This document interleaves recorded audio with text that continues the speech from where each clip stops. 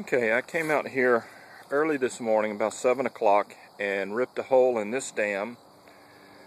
And I went on down this ditch. There are 4 more dams, and I ripped a hole in each dam. And I started letting the water drain. And you can see how much the water has drained. It's dropped about a foot since this morning. The reason I did not set traps at the same time that I put a break in the dam is simply because as soon as you put a break in the dam, the water behind the dam is going to start rushing through the break, and it's going to carry all of the sticks and the leaves and all the debris, and it's going to rush into the opening.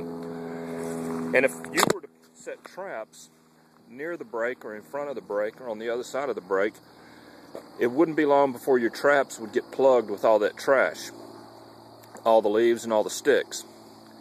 The other thing is when I first put a break in this dam this morning, the water was up near the very top of that dam.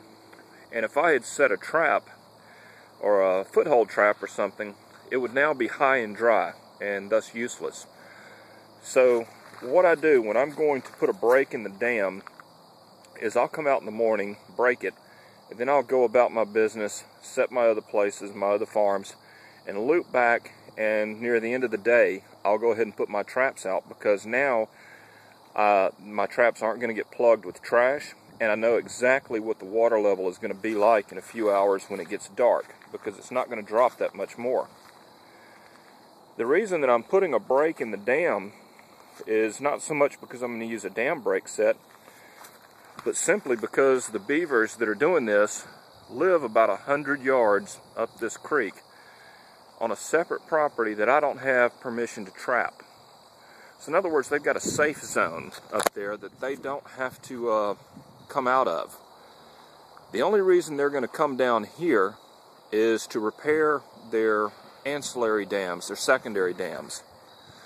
So what I've done is basically I've put a break in 4 dams down this ditch, and that's going to draw those beavers out of their safe zone down into this ditch where I do have permission to trap, and I'm going to catch them.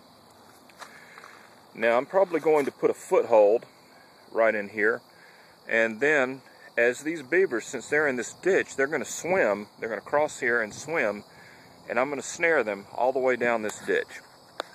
And so I'm going to put some sets in. It'll be dark in a couple hours, and I'll check this first thing in the morning, and we'll see what we do.